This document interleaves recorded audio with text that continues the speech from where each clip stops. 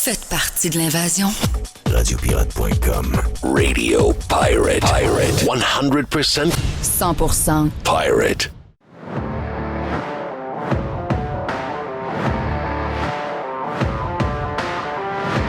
On a un paquet de choses pour avoir du fun dans les prochaines minutes. Juste avant de vous présenter deux bouts de boîte avec notre chum Jerry. Et on a également la visite aujourd'hui de PO de Fire Barns. Et vous savez qu'on aime donner les recettes. Hein, Mr. White, on aime donner les recettes de Fire Barns parce qu'on aime manger et se préparer pour le week-end. C'est le fun avec PO, on prévoit toujours 12 minutes. C'est ça. Et on est toujours bousculé pour la recette à la fin parce que finalement, on jase pas mal. Donc, on finit par avoir une recette. La recette aujourd'hui, là, c'est des pâtes.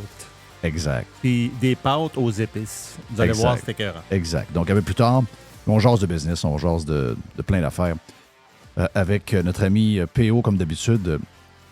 Justement, on parlait de ça parce qu'on va parler d'économie. Il y a un texte ce matin dans le Journal de Montréal.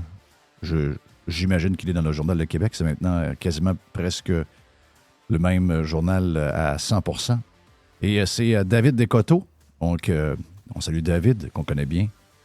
Que Tiger n'aime pas beaucoup parce qu'il a manqué de tuer Tiger quand il est venu faire un tour. Mais David est excellent. David est toujours sur la coche. Et plus de David, on serait peut-être plus attaché à nos médias. Plus de gars et de filles qui font un travail sur le terrain puis qui nous disent la vérité. Mais c'est pas mal le texte aujourd'hui. Je sais qu'il y a toute la chicane avec Guilbeault, le maire de Québec, le premier ministre qui s'en est mêlé, etc. C'est très palpitant. Là. Je vais vous en venir là-dessus encore parce que je pense que c'est la troisième journée, ou du moins la deuxième. J'ai un malaise avec ça, là, mais en tout cas, j'en parlerai tantôt. Juste vous dire que moi, c'est le texte qui m'a marqué aujourd'hui. C'est celui de David Descoteaux qui nous montre que les Québécois sont pognés à gorge. Puis ça, on l'avait dit.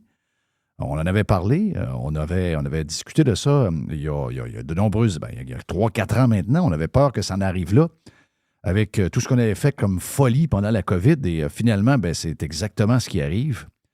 Donc, les low IQ, pas de secondaire 5, pas de maths comme Filion, les pas bons comme Yann Sénéchal, Joe Hamel, etc., Jerry. On était tous dans le champ quand on se faisait... montrer le finger par plusieurs lorsqu'on vous disait qu'il va arriver ce qui est en train d'arriver là. Mais le constat est plate. C'est pas un concours de qui avait raison, c'est que le constat est plate. Et David Descoteaux, aujourd'hui, vraiment fait mal avec son texte. Je sais que plusieurs ne se rendent pas dans la section économique des journaux, mais on devrait y aller plus souvent. Une des choses qui me marque beaucoup là-dessus, c'est les saisies d'auto. OK? Donc, ce que les gens sont prêts à arrêter de payer en premier, c'est les autos, les contraventions, les biens de consommation et j'ai envie d'ajouter des paiements hyper minimums sur les cartes de crédit. C'est ce que nous disent les gens qui sont dans ce domaine-là. Et juste vous donner un chiffre de l'article de David de ce matin, c'est que c'est tout près de... le département automobile, dans les dernières semaines, a saisi 300 véhicules par mois. Et 300 véhicules par mois. Ça, c'est juste leur bureau, là. C'est pas tous les bureaux qui font ça, là. Ça, c'est juste leur bureau. Il y a 5 ans, il y a 10 ans, c'était à peu près 150, 125, 150 par mois pour ce bureau-là. On est rendu à 300. Puis, on regarde, surtout au niveau des non-paiements de loyer, c'est la même chose. Donc, il y a un genre d'effet domino qui devrait nous amener à la prochaine étape, malheureusement, avec l'histoire des taux d'intérêt qui devraient être renouvelés en grand nombre en 2025, je pense. Là, on pense que... parce que les banques ne veulent pas avoir les maisons. OK? Les prêteurs ne veulent pas avoir les maisons. Donc, ils étirent, ils donnent des breaks, ils vont essayer, mais à un moment donné, on comprend que... il va falloir qu'il y ait un paiement qui se fasse. Et on sait que 60% des prêts hypothécaires vont être renouvelés dans les 3 prochaines années. Et c'est là où plusieurs vont avoir un grand coup de poing d'en face, malheureusement. Donc, ces chiffres-là sont inquiétants. On peut s'amuser à vous dire qu'on l'avait prédit, puis de se flatter en se disant qu'on avait raison de vous le dire, puis que finalement, les gens qui nous ont traités de tous les noms passent pour une belle gang de caves. Mais sincèrement, ça va au-delà de ça. C'est que c'est l'économie du Québec qui en souffre. C'est tout le monde qui en souffre. Il n'y a rien de réjouissant dans ce qu'on lit. Et on espère que ça va s'améliorer dans les prochains mois. On espère qu'il y aura un turnaround dans les prochains mois. Écoutez, oui, OK, je reviens sur l'histoire. C'est l'histoire des 48 dernières heures. J'ai pas le choix de... Pas mon histoire à moi, là. C'est pas une histoire dans laquelle je suis vraiment à l'aise parce que je suis comme bipolaire dans ce genre de patente-là. Là. Je suis vraiment, vraiment bipolaire. Là. Mais j'ai écouté hier, parce qu'hier, on a eu une grosse journée. On a fait, avec les boys, en fin de journée, on a fini quoi? Aux alentours de 7 h hier soir? Oh, 7 h, 7 h 30. 7 h, 7 h 30, facile. Puis on a fait Carlos de Punisher, puis on a parlé de ce sujet-là. On est revenu là-dessus. Et par après, donc, une fois installé, juste avant le repêchage de la NFL que j'ai écouté hier, j'ai pas écouté le hockey, mais les Panthers semblent partis pour à peu près le même printemps de l'année passée parce que, on se le dire, Tampa Bay, un très bon club, joue très bien. Puis hier, à maison, patate. Donc, 3-0 pour les Panthers. Donc, c'est le match que je voulais écouter hier, mais j'ai priorisé la NFL et sa grosse soirée de repêchage de la première ronde. Très excitant, très le fun. Puis, à travers, j'ai comme pitonné pour voir qu'est-ce que j'ai manqué dans la journée parce que je me branche pas quand on produit des podcasts la journée. Vous allez comprendre qu'on n'est pas hyper branché. Et j'ai écouté les différents commentaires. D'abord, ça fait très village. Moi, ça, c'est le côté qui m'énerve un peu. Il y a un côté très, très... On disait... ça disait dans le temps provincial. C'était comme... Il y a un côté... Un petit côté perron d'église, là, que le monde, il se garoche des affaires à l'autre bout de... Est-ce que c'est au gouvernement de financer Je sais que tu veux nous parler. Elle veut-tu, elle, hein? Ah, elle veut. Mais il est là, ma bipolarité est justement là, OK? Donc, je sais qu'Éric Duhem a fait un tweet ce matin, et comme bizarrement, il l'a fait quelques minutes après que j'ai répondu sur un texte de je ne sais pas trop qui, là, mais j'ai répondu que j'ai un gros problème avec Guilbeault. Là. J'ai un gros problème avec la CAQ. Je déteste la CAQ. Je vous l'ai dit hier, je vais le redire encore. Je déteste la CAQ. Et j'aime... le cas de Guilbeault, dans ma tête, il était réglé pendant la COVID. OK? Il était réglé. Je vous dirais qu'elle trouverait une pilule le cancer, puis je pense pas que ça revienne. Je veux dire, je suis comme ça, je suis un gars bonasse. Mais quand c'est fini, c'est fini. Et dans son cas, c'est fini. Mais là, je suis obligé de piler sur... c'est pas de l'orgueil, de piler sur... Je pense que avec raison, les appréhensions que j'ai pour ces gens-là. Et on doit la défendre là-dedans. On doit la défendre parce que il y a très peu souvent des gens qui vont vous dire que dans la gestion de tel ou tel projet, entre autres les autobus, le métro, le REM, les trains de banlieue, etc., tout ce qui est de transport en commun, c'est de juridiction municipale, OK? C'est de juridiction. Et elle l'a dit dans une étude de crédit, elle a répondu, tout en regardant dans sa bourse, c'est un peu bizarre, là. Mais sur le fond, même si c'est quelqu'un que je n'apprécie pas bien, sur le fond, elle a 400% raison. Le gars de Bécomo, le payeur de taxes qui paie des impôts et des taxes de vente à Bécomo, n'a pas à payer les folies du réseau de transport à Montréal. Il n'a pas à payer le salaire d'un gestionnaire du RTC à Québec. Il n'a pas à payer les déficits de ça si c'est mal géré.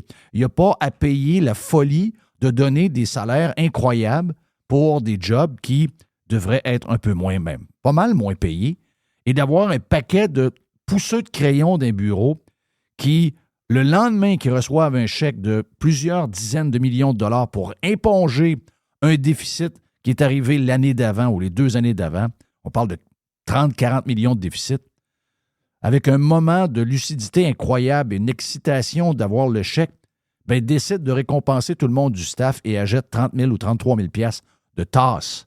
Donc, de tasses pour donner aux employés. Ça vous montre comment ces patentes-là sont gérées. Pourquoi quelqu'un de Bécomo qui n'a pas de transport en commun? Pourquoi lui paierait pour la folie et la mauvaise gestion du réseau de transport collectif qu'il y a à Montréal, qu'il y a à Québec, qu'il y a à Gatineau, qu'il y a à Saguenay? Non, Ils n'ont pas à payer ça. Ils n'ont pas à payer non plus, puis ça, le gouvernement du Québec est responsable de ça en passant.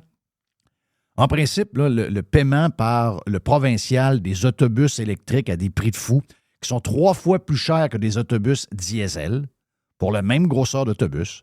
On est dans la folie. On dépense des dizaines et des dizaines et des dizaines de millions pour acquérir des autobus à tout bout de champ. On bâtit à cette heure des garages pour accommoder ces autobus-là qui n'ont pas rapport. Les garages coûtent 800 millions, 900 millions. On a même vu un garage à 1 milliard, un fucking garage. Pensez à ça, là. Un fucking garage.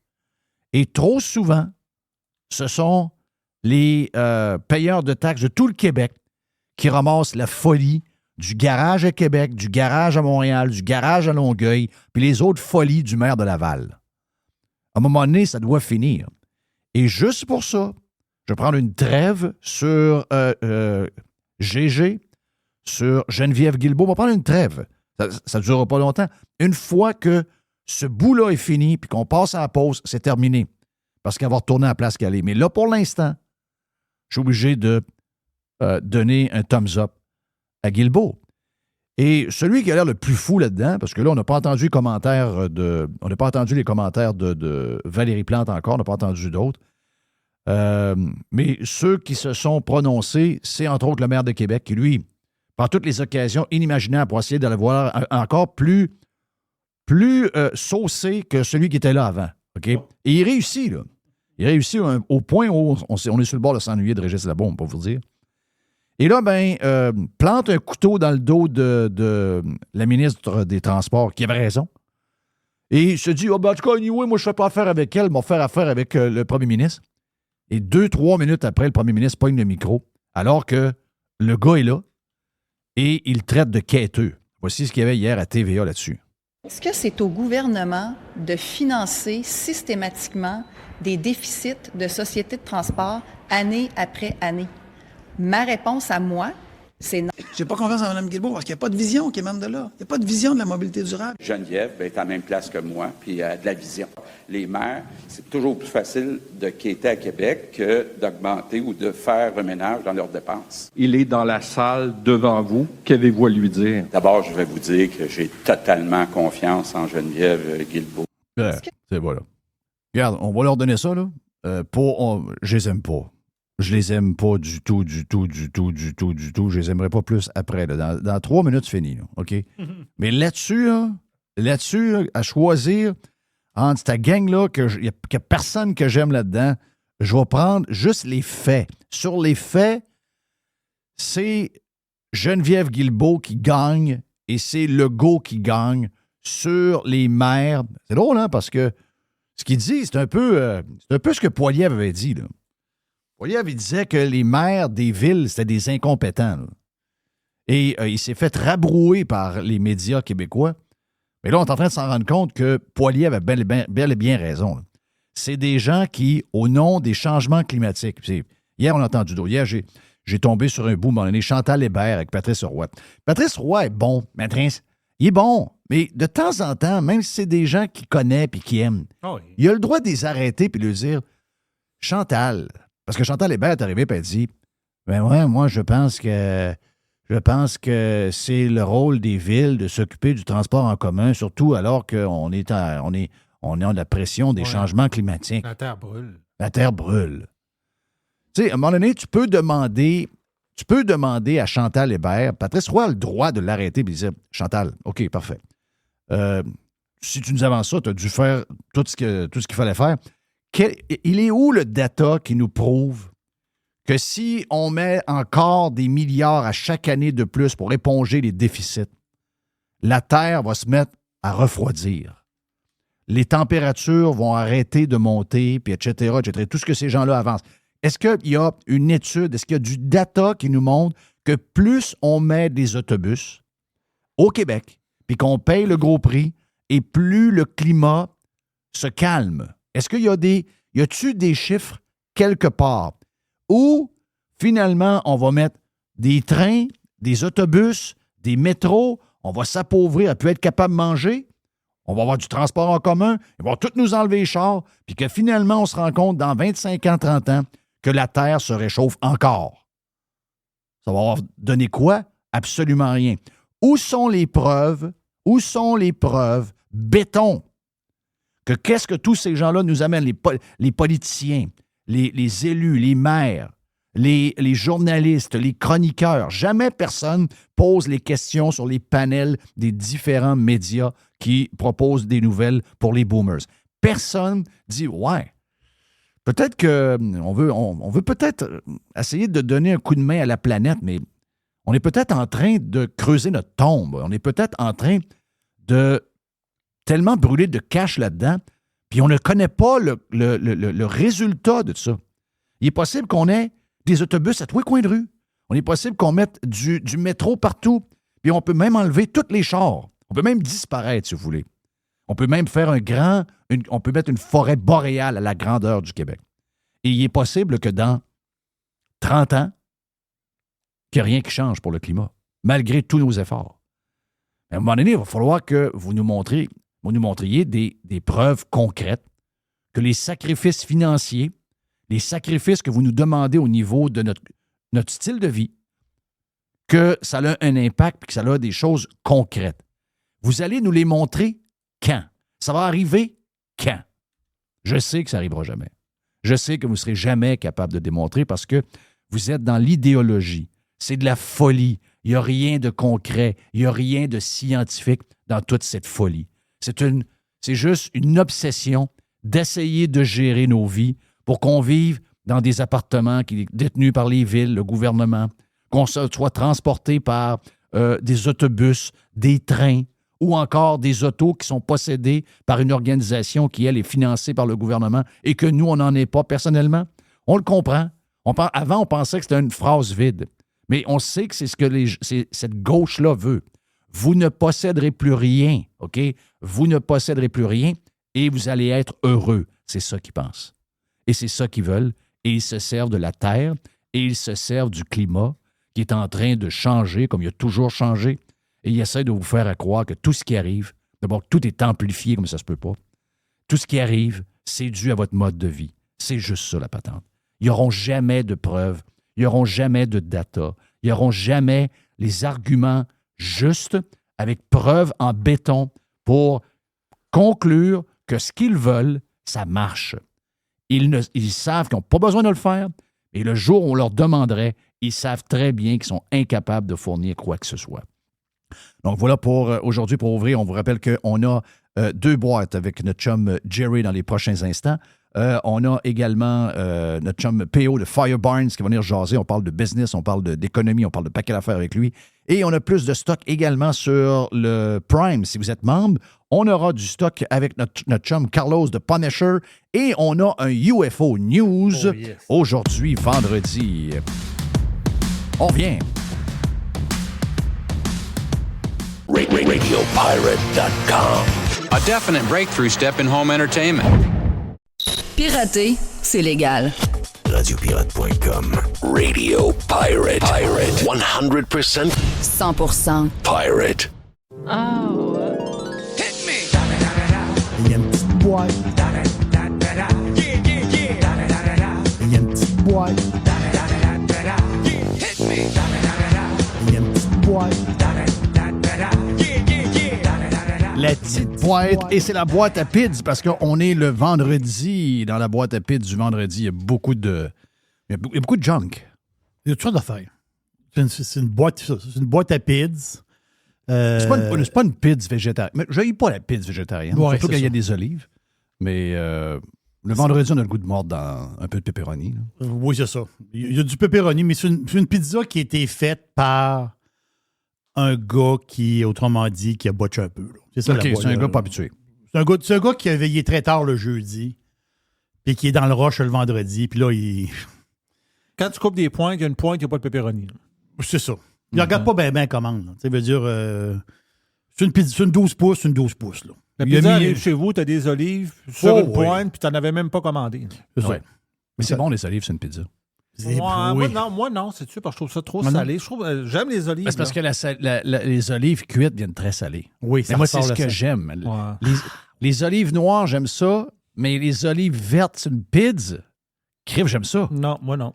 Ah. Non, on n'a pas le même goût là-dessus. Bon, ben, regarde. Je veux pas me signer avec toi, là. Non. Dans le pas zéro. Toi, Jerry, Moi, j'adore les olives. Ah, mais t'aimes tout, toi. t'aimes les olives vertes dessus? Oui, olives vertes dessus. Mais des fois, j'y mets juste à la fin. Juste les faire chauffer à la fin? Oui, juste les faire chauffer à la fin. Ils font pas toute la cuisson. Oui, parce que sinon, ils viennent trop molles. C'est ça. Faut les mets à la fin, 1 minute. Oui, exact. T'es mets à la fin. Il m'énerve. Moi, c'est-à-dire, je suis comme un chien, là, une partie de sa vie, ça bouffe. Oui. Tiger. Tiger, c'est l'exemple. Hey, Tiger, c'est l'enfer quand on mange. On a toutes de petites bebelles, hein? J'allais, tu sais, on t'a parlé de Fresh Market l'autre fois, moi et Carlos de Punisher. J'allais m'acheter une petite pizza il y a peut-être 2 semaines. 2 semaines. J'ai m'acheté une pizza margarita. Mais là, est-ce que les autres, c'est pas congelé, là? Non, il est à fond devant toi. Ah, il y a fond. Il y a un poêle devant toi, puis il est à fond. Non, dans le milieu de la place, là, il y a une place à bouffe incroyable. Fresh Market, si vous allez aux États. Écoute, il y en a des plus vieux, mais moi, le mien est récent, il est écœurant. Le margarita, c'est la pizza de base italienne, c'est-à-dire qu'il y a des tranches de tomates. Et ils mettent-tu des tranches genre de mozzarella, mais en tranches? Eux autres, c'est comme des gros carrés qui vont fondre. Exact, ça, c'est ça. Ça, c'est la vraie affaire. Sauf que la madame... avec du basilic à la fin. Ouais, mais c'est ça. Mais là, elle met son basilic... Wow! Elle dit, quoi? J'ai dit, mais non. J'ai dit, mettez-moi pas mon basilic dans la cuisson. J'ai dit, mettez mon basilic quand vous la sortez. Mais c'est ça qu'il faut que tu fasses. Elle dit, je suis pas habitué. Hein? Elle dit, c'est ma première journée. Là. Elle dit que je fais de la pizza. Elle dit, habituellement, chez l'autre bord. Puis là, une qui après, elle dit, ouais. Donc, ça, c'est toute la différence du monde. Donc, il y a plein d'affaires là. Tu sais, des fois, ce que j'ai vu en Italie, c'est que souvent, la mortadelle, oui, tu sais, la mortadelle en Italie, il était 40. C'est du ballonné italien, mais ils tranchent ça comme ultra mince. C'est ça. Puis là, eux autres, des fois, la pizza, c'est que la pizza est cuite, puis là, il y a à mettre après. Ben oui. Ben, comme un peu le prosciutto avec la pizza. Sinon, si tu fais cuire le prosciutto, c'est pas bon. C'est des viandes cuites, mettons, 10 minutes ou 9 minutes. Quand ils sortent de là, c'est bien trop salé. C'est trop salé. Ben, c'est salé. Puis le gras va sortir, puis c'est pas bon. C'est pas bon. Ça, tu mets ça à la fin. À la fin. Arrête. Donc, on est dans la pizza. Non. On a toujours faim. À quelque part, on a toujours faim. On a toujours faim. On a toujours faim. Non, mais c'est parce qu'on commence le matin de bonne heure. Et en parlant de bouffe, tu m'avais promis que tu allais chez Kura Sushi. Je suis pas allé. J'ai pensé à toi. Mais faut que tu le mettes dans ta bucket list. Je sais, je vais y aller. Mais je sais exactement il est où en plus. C'est juste que le matin que je suis allé à Orlando pour ma blonde, j'avais quelqu'un qui venait chez moi pour un rendez-vous que j'attendais. Puis vu que j'étais dans un rush, j'ai pensé à toi. J'ai dit, garde, on va y aller. Puis je l'avais prévu. Mais là, je pense la veille, quelqu'un m'appelle, dit, ouais, je regarde mon affaire. Je dis, wow. Je dis, oui, si tu viens demain. C'est sûr que tu vas pas là 15 minutes. Pas ce qu'on comprend. Tu vas pas là. Faut que tu prennes le temps de t'asseoir parce que c'est le spectacle autour de toi. Ouais. Et là, j'étais comme tout seul avec Tigre. C'est ça. Là, les plateaux qui se promènent. Ouais, Tiger, il va embarquer sur. C'est le genre de petit convoyeur. Vous irez voir ça, là. Kura Sushi. C'est une firme japonaise, mais ils ont la division américaine. Ils sont cotés à la bourse, pour ça, parce que je suis actionnaire. Fait que je suis actionnaire, ça se dit bien. Oui. Mais le principe est complètement sauté, là. C'est un des restaurants les plus techno qu'il n'y a pas, là. Tu commandes à ta table, l'affaire, c'est que tu as un tapis roulant avec du stock qui se promène tout le temps. Et tu peux prendre ce qu'il y a sur le tapis roulant. Et tu peux commander aussi sur une tablette. Le stock va s'en venir à ta table. Et c'est un robot qui t'amène ton drink. Non, c'est sauté, là. C'est japonais. Garde, c'est une génétique japonaise. Puis moi, je suis sûr que tu vas aimer ça. C'est sûr que c'est un peu space, là, dans le sens qu'il y a des affaires de Pokémon. On connaît les Japonais. Les gens connaissent bien Orlando.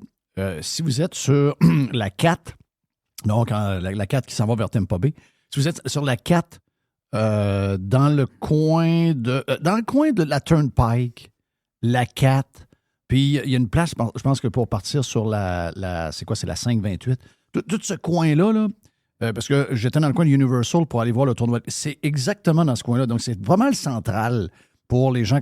Beaucoup de monde sont à Orlando. Plus de monde qu'on pense qui sont à Orlando. Donc, si vous voulez l'essayer, c'est quand même assez central, là. Vous avez le boulevard international et toute la patente. Là, donc, c'est pas mal pas mal au cœur de l'action, donc vous allez pouvoir le trouver facilement. Il paraît que c'est, en plus d'être techno, de ce que j'ai compris, c'est carrément bon.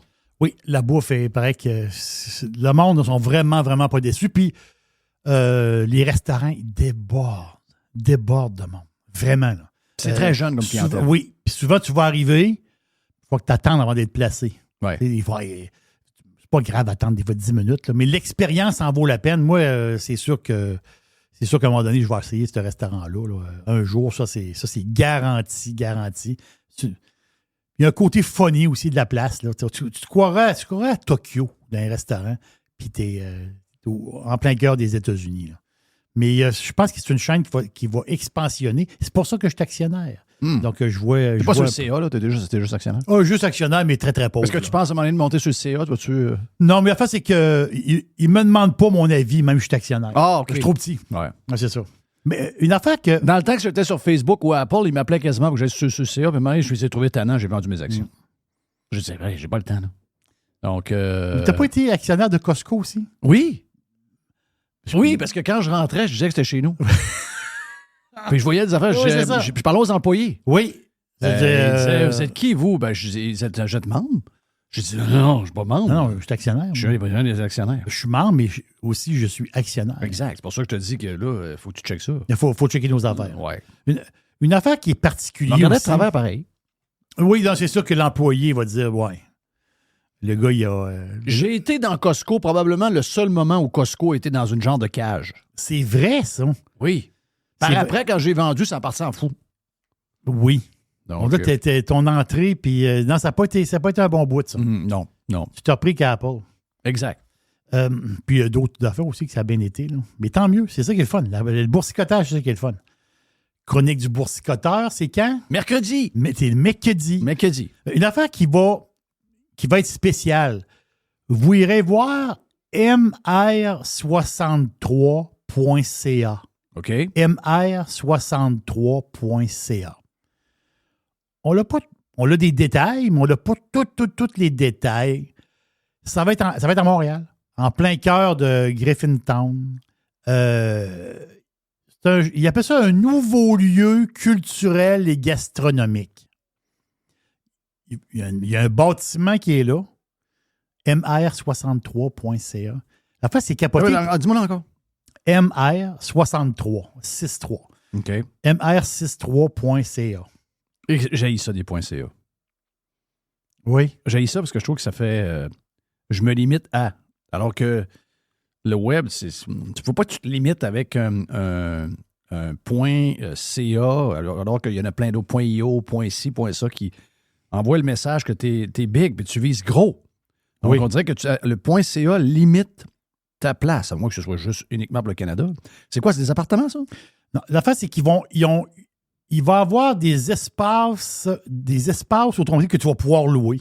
Okay. Des expositions. Il va y avoir un bar, resto. Donc, ça va être une nouvelle place. C'est quoi, c'est fait avec des anciennes patentes de métro, ça? Exactement.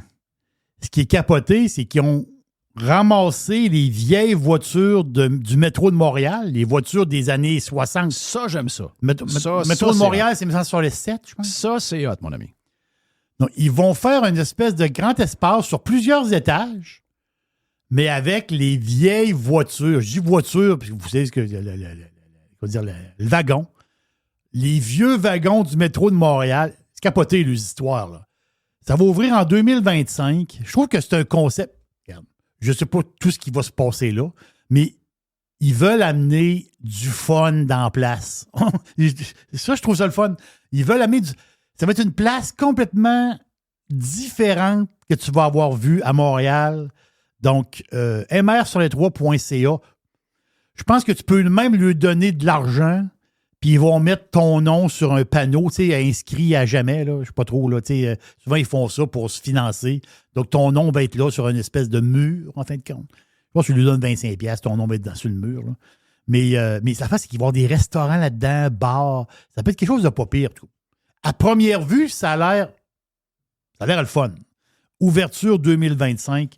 J'ai trouvé ça bien le fun. Une place, regarde, Vous l'avez vu cette semaine, sûrement, vous l'avez vu sûrement passer dans les nouvelles un peu partout. Là. Le Moulin Rouge à Paris. Le Moulin Rouge, bar, spectacle. Les madames avec les seins à l'air qui dansent. Là. Moulin Rouge. Oui. Ce qui n'a pas été pareil, ce qui s'est passé dans la nuit cette semaine. Je pense que c'est dans la nuit de mercredi à jeudi. Parce que tu as le Moulin Rouge, tu as le bar, puis en haut, ben c'est leur enseigne. Tu as un moulin rouge, mais tu as des grosses pales. Tu sais, un moulin, ça a des pales. Les pales ont sacré le camp dans la rue en avant. Ils disent, y a-tu eu un coup de vent? Y a-tu eu quelque chose? Ils ne savent pas encore pourquoi que les pales ont sacré le camp dans la rue. Très bizarre. C'est peut-être quelqu'un qui est allé dévisser quelque chose. C'est sûr qu'il doit y avoir un genre il doit y avoir du vandalisme. Mais ils sont arrivés le matin, tabarouette, les pales étaient dans la rue. Puis c'est quand même assez gros, là. Quand même assez gros. Puis je voyais justement, ça, j'en revenais pas. Le moulin, je pensais pas que c'était aussi vieux que ça, le Moulin Rouge à Paris, qui est dans le 18e arrondissement. C'est ouvert depuis 1889. C'est quoi, ça fait 135 ans que c'est ouvert? Ça, là, c'est le côté européen qui frappe. Quelqu'un qui arrive en Europe pour la première fois. C'est le temps. Les affaires... Moi, je pensais que le Moulin Rouge, ça datait des années 50. Tu dis, OK, le Moulin Rouge, années 50. Non. Le Moulin Rouge, ça date de 1889. J'ai fait un saut. Mais en tout cas, l'histoire des pales du moulin dans la rue, là, ça, c'est un vrai mystère. Là, il y a une enquête qui est ouverte. Là. Mais ça, c'est... Moi, je dis que c'est du monde qui ont embarqué sur le toit, qui sont allés dévisser quelque chose. Puis quand ça s'est mis à tourner, ça a crissé le camp dans la rue. Ouais. Et oui, c'est sûr. Ça n'a pas débarqué tout seul. Là. Le moulin, il est là depuis des années. Là. J'ai trouvé ça assez spécial. Une autre affaire spéciale. Ça c'est une affaire. C'est sûr que c'est une affaire purement domienne, mais il faut s'en parler. Une affaire bizarre. On se souvient de l'histoire de la crack avec les espaces bleus. Les espaces bleus, ils voulaient en faire 17 espaces bleus au Québec. Ah, ça, c'est dans le patente de COVID. Là. On se souvient, c'est une histoire de COVID. Ah, les gens ne voyagent plus, ils vont voyager au Québec. Donc, on va garder notre monde ici, puis on va faire des espaces bleus, des espèces de places qui vont avoir des expositions, des petits musées, des petites affaires, des places où on va se reconnaître. Une patente de péquistes, craquistes. Là. Mais quand même 260 millions qui ont été embarqués. Ils sont incroyables. Non, c'est Jeff. Ils sont incroyables. Non, Comment ils font pour s'en tirer de même et pas se ramasser à l'hôpital, en prison, je vois le faire? Ils s'en tirent tout le temps. Ils s'en tirent tout le temps. Puis là, ils partent la patente d'espace bleu. Ils commencent à rénover certains locaux, certaines patentes. Ils ont une espèce de plan. Le plan, c'était 17 espaces bleus à travers le Québec. Ah oui, je m'en rappelle. Ah, que je m'en rappelle de ça. Le projet, non, la craque a poussé ça, là, ça a pu finir. Ah oui, les conférences de presse. Conférences de presse, les affaires. Mais l'affaire, c'est que le projet a fait un crash. Pourquoi? Parce que aussitôt que non, mais c'est le gouvernement. Mettre du monde à faire de la réno dans des vieilles bâtisses. Allô? OK? C'est le gouvernement qui rénove des patentes, des locaux dans des vieilles bâtisses. Patrimoine. Bonjour, le patrimoine, le ci, le ça. Là, ils ont vu que quand ils ont commencé à taponner dans quelques espaces bleus, ils ont vu que le budget de 260, là, il allait exploser. Qu'est-ce qu'ils ont fait? Ils ont tiré à la plug. Fini les espaces bleus. Là, tu te dis, oui, mais ils avaient déjà commencé. En bourse. Donc, le 17 espaces bleus pour 260 millions va finir à 4 espaces bleus à 260 millions. C'est ça, c'est de même que ça va finir. C'est incroyable. Non. Jeff, ils sont incroyables. La réduflation. Non. Mais oui, là, c'est la réduflation. Ah oui, c'est ça. Là. Non, mais ils sont incroyables. Ils sont pas challengés plus qu'il faut. C'est ça qui est incroyable. Ben, ils peuvent faire ce qu'ils veulent. Ils peuvent faire ce qu'ils veulent. Voilà. Non, mais c'est nous autres qui est épais. Eux autres, là, Regarde. Ils font ça, puis ils n'ont aucune répercussion. Il n'y a personne qui nous arrête. Pourquoi on continuerait pas? Ah oui. Il n'y a personne qui nous arrête. Les Québécois sont plus là, pantoute. Les Québécois sont complètement, je le dis, là, c'est le peuple le plus fourrable au monde. Oh. C'est le peuple le plus fourrable au monde. Tu peux Oui. lui passer un sapin royal dans le derrière et ils ne sentiront aucune aiguille du sapin. Ils devraient redéfinir les lignes de la province pour faire ça en forme d'anus. Oui! Un gros anus. Ça n'a aucun sens. Venez nous fourrer. Ouais. Partie numéro 2 de la boîte à Pids de ce vendredi avec Jerry. On vient. Juste du bon stock. La radio pirate de Jeff Fillion. RadioPirate.com. Radio Pirate. Do you like it? Yeah! RadioPirate.com. La boîte à Pids. On est dans la deuxième partie de la boîte à Pids. Jerry! Mais l'affaire, c'est qu'un des espaces bleus, ben, il va être à Québec. Parce qu'ils ont comme commencé à taponner. On y connaît, là. L'affaire, c'est que dans l'espace bleu à Québec, ils vont faire un nouveau musée. OK. Nouveau musée. Oh non, on va faire un musée là-dedans. OK. On a déjà pas mal de musées à Québec. On a dormi des sacrements de musées. Oui, à Québec, il y a beaucoup de musées. Là. Mets sur Google Musée Québec, tu vas faire un saut. Là. Il y a beaucoup de gros musées.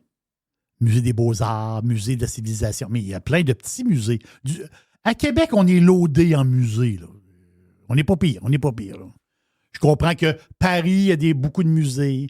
Londres a beaucoup de musées. Je comprends, là, mais à un moment donné, les musées... Non, moi, j'ai rien contre les musées.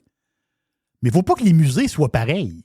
Tu sais, un musée... À un moment donné, les musées, il faut qu'ils soient différents un de l'autre. Là, le musée qu'ils veulent faire, ils veulent l'appeler... Ça va s'appeler le Musée national de l'histoire du Québec. Oh. OK, parfait. On note. Ça va être plat. Ça va coûter cher. Musée national de l'histoire du Québec. OK, parfait. Là, j'ai dit, c'est intéressant. Là, j'étais un peu, là. On a un musée, nous autres. Le Musée de l'Amérique française. Le Musée de l'Amérique française, là, c'est le Musée national de l'histoire du Québec, là.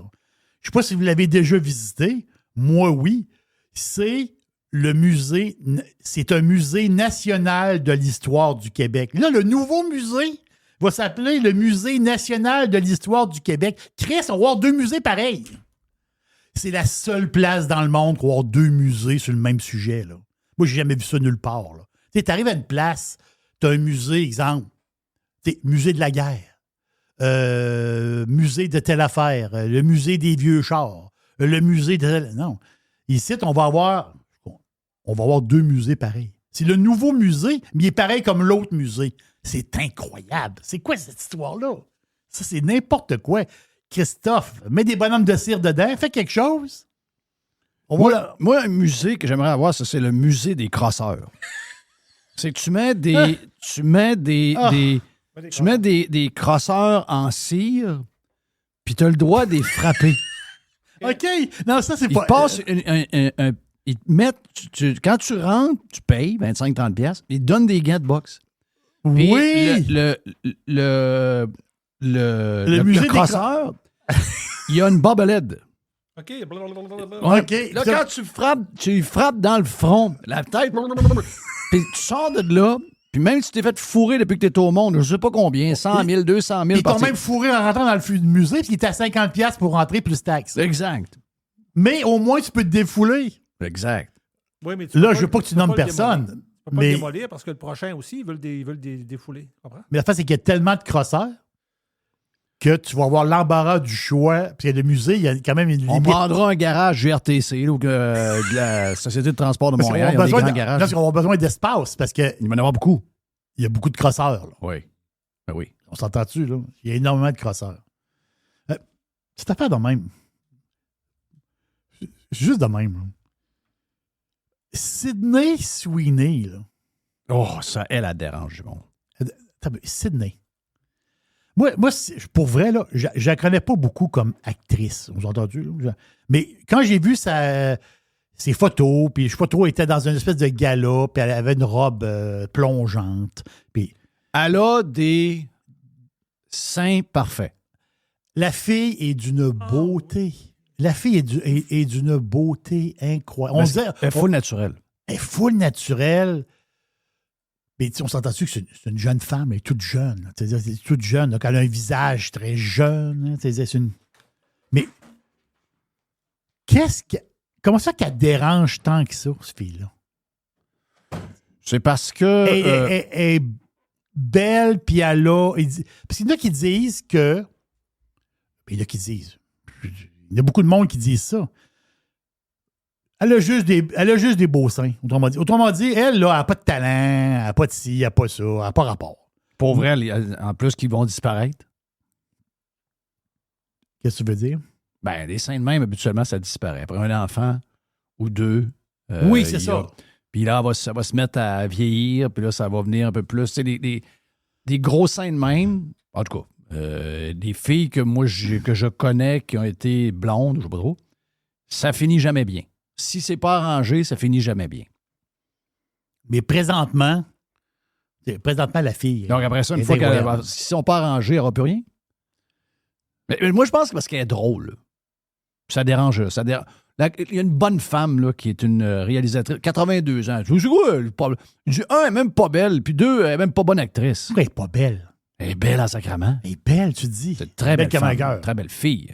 Très belle fille. Toujours un peu bizarre. Là, je sais que nous autres, on est vieux, puis non, mais on peut parler... On est capable de voir la beauté. On peut parler d'esthétisme, hein? On s'entend-tu, là? Exact. On s'entend-tu? Sans avoir de pensée du... Voilà, c'est elle est plus jeune que ma fille. Là. Mais je veux dire, c'est une évidence. Là. Tu peux pas dire que cette fille-là est pas belle. Là. Arrêtez. Là, on l'a eu cette semaine... ça trottait un peu cette semaine. L'histoire de TikTok. TikTok, il faut absolument Chinois. Il va arriver quoi avec ça, là? Qui va ramasser TikTok? Est-ce qu'ils vont se vendre? La foire de TikTok. Mais TikTok, c'est quoi en réalité? TikTok, c'est des petites vidéos. C'est ça, TikTok? Oui. Des petites vidéos qu'on défile. Hein? On défile des petites vidéos. Facebook, Instagram, ils ont des Reels. Je ne dis pas que c'est comme TikTok, mais je veux dire, c'est le même principe d'une manière. Tu as des stories, des Reels. Après ça, Snapchat, on s'entend-tu. Mais là, il y en a un qui va rentrer dans le petit vidéo. Hein? C'est Twitch. Je ne connais pas... Je connais Twitch. Je ne suis pas un utilisateur de Twitch. OK? Twitch qui appartient à Amazon. Oui. Oh boy, Twitch qui appartient à Amazon. Et là, Twitch. OK.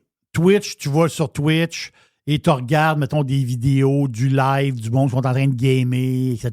Tu vois, on s'entend du Twitch, tu as du live là-dessus. Mais là, paraît-il, là, je mets un pied dans quelque chose. On dit, je ne suis pas un abonné Twitch. Mais ce que je comprends, parce que j'ai vu ça sur une gang de techno qui parlait de ça. Là. Ils disent que sur l'app mobile de Twitch, il va y avoir Discovery Feed. Donc, Discovery Feed, ça va être sur le même principe que TikTok. Donc, des gens qui ont un compte Twitch, puis ils vont pouvoir, tu fais des vidéos sur Twitch, ils vont pouvoir, premièrement, couper, autrement dit, mettre des bouts de vidéos comme des petits feeds vidéo. Et ils vont pouvoir aussi, autrement dit, faire des vidéos. Donc, ça va, en gros, ça va être un peu comme un style, un genre de TikTok. Donc, ça va être comme je le dis dans mes mots, ça va être comme un TikTok sur Twitch. Je vais aller voir, je ne sais pas si c'est commencé présentement. Je pense que oui, mais je ne suis pas sûr. Mais ça peut être quelque chose d'intéressant, ça. Ils peuvent prendre eux autres. Je te dis pas que TikTok va s'effacer, mais mettons qu'il arrive quelque chose. Mais tu sais, le monde qui sont sur TikTok vont aller ailleurs. Mais ça peut profiter à Twitch, ça. Donc, je veux voir ça, ces courts vidéos-là, sur Twitch, à la TikTok, si je peux dire. Excusez, t'as fini? J'ai une dernière affaire. Non, mais oui, avant, mais juste te poser la question. Je sais qu'on est vendredi, là, mais hier puis on n'a pas jasé ailleurs. Je te pose une question à toi, grand sage. Donc, le Hamas, il y a des officiers du Hamas qui ont dit on est prêt à se désarmer si vous créez l'État palestinien, puis on est prêt à retourner les otages, puis après ça, en retour, on veut que les droits des réfugiés, je ne sais pas trop, pour Jérusalem, il y a une histoire un peu plus complexe, mais ils sont prêts à désarmer, le Hamas sont prêts à se désarmer si jamais on crée l'État palestinien. Qu'est-ce que tu fais? Wow! Je vais dire pourquoi je ne peux pas me prononcer. Parce que moi, je ne suis pas israélien. Je ne peux pas me prononcer parce que cet État-là palestinien, ça va être quoi exactement? Est-ce que ça va être une partie qui va être entre le Jourdain et l'océan? Est-ce ça va être juste la bande de Gaza comme on connaît présentement? Ou ça va être plus de territoire? C'est ça l'histoire. J'ai pas ce détail-là. Puis je suis pas juif. Oui, mais on s'entend qu'au niveau stratégique, pour mettre une fin à la guerre, c'est sûr que ils viennent de pousser quelque chose. Là. Ils viennent de pousser quelque chose. Ben oui. On sait que dans les faits, c'est plus compliqué que de dire juste dans les faits, il faut que tu traces une ligne. Oui. T'entends-tu? Il faut que tu traces une ligne. Puis c'est sûr qu'ils vont de la misère à s'entendre sa ligne. Ben oui. Ça sera jamais assez, là. Parce que ni d'un bord, ni de l'autre. Voilà, parce que là-dedans, n'oublie pas que si tu traces une ligne, tu as une multitude, parce que c'est des places. Il y a du monde là depuis 3000 ans avant Jésus-Christ. Là. Il y a une multitude de petits villages. Est-ce que tu penses que la Palestine veut Jérusalem de leur bord? Ben c'est sûr, c'est deux capitales. Ben voilà. Ben, juste ça. c'est un. Juste ça, c'est fini. Juste ça, il y a plus de négo. Là. Ben, c'est ça. C'est un cul-de-sac, là. C'est où tu traces la ligne. La Cisjordanie, tu traces la ligne où là-dedans? Parce qu'il y a beaucoup de familles juives qui se sont installées là. Là, tu vas dire, ouais, c'était illégal de s'installer là. Oui. Je suis pas là pour... Moi, je te parle de faits. Oui, c'est sûr. C'est que depuis les années... C'est comme quand on va faire notre État pirate, là. Voilà. Ça va chirer un peu, là, parce qu'il y en a qui ne voudront pas être dedans. C'est ça. Puis la face, c'est que tu vas tracer une ligne. Là, tu vas dire, ouais, mais il y a le village à côté qui est à 10 km. Ouais, mais lui, il n'est pas avec nous autres. Ben non, on veut jouer avec vous autres. Non, vous autres, on trace la ligne là. Puis là, tu vas dire, ouais, mais ce village-là, c'est un village que... Ah oui, c'est très tough. Non. Dernière chose, Jerry, pour finir. Je te fais ça assez vite. Décathlon.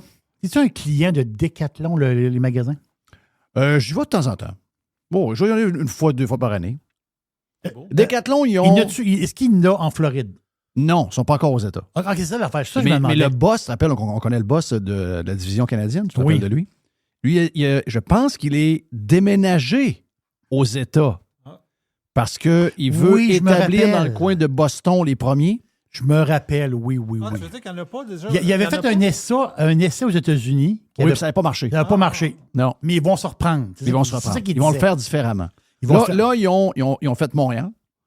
Ils ont fait Québec. Et tu sais qu'il y en a un à Chicoutimi. Oh, ouais. Donc, il y a Québec, Montréal, il y en a 2 maintenant. Et Chicoutimi, il y en a un.